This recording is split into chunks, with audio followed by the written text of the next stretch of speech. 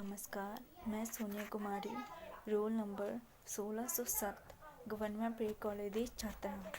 तो मैं अज इस खास अवसर पर गलाना चाहनी हाँ कि अस लोहड़ी की मनाने हाँ।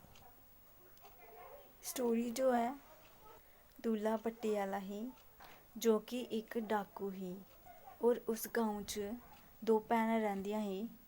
एक दा नां ही सुंदरी और एक दा नां ही मुंदरी।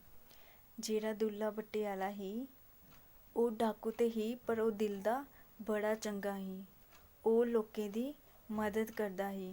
सुंदर मुंदरी दे मां प्यो अन्ने ही ते वो अपने चाचे कन्नै रौंदियां ही। जिसले वो थोड़ी बड्डी होई गई, ब्याह दा टाइम आया ते चाचे ने सोचेआ कि इंदा ब्याह नहीं कराना क्योंकि वो उन्हें एक राजा कोल बेचना चाहते ही और उन्हें बेचिए पैसे लेना चाहते ही राजे कोला। जिसले ये गल डाकू दी पता चली ते उन्हें सोचा कि इन्हें दोनों कुड़ियों दी बचाना चाहिदा ते ओ गया सुंदरी मुंदरी कोल ते उन्हें चुक्की ले गया उनका ब्याह कराने आस्ते।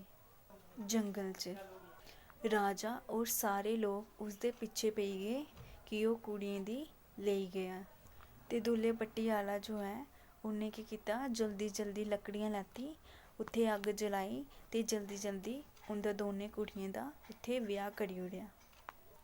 उन्हें ही उंदे दोनें दा कन्यादान भी किता।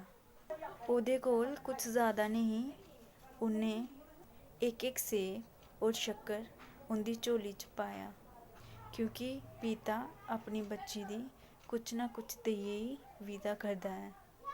और फिर उन्हें विदा किता ते उस टाइम दा गलाया जंदा है कि अग जली ही जंगल च और उन्हें जो है एक रोशनी लाई ही उनकी जिंदगी च ते अदों दा अस एह् त्यौहार जो है मनांदे आए आ रहे हैं। लोहड़ी पर रेवड़ी पतासे मूंगफली गच्चक भी वंडी जंदियां हैं।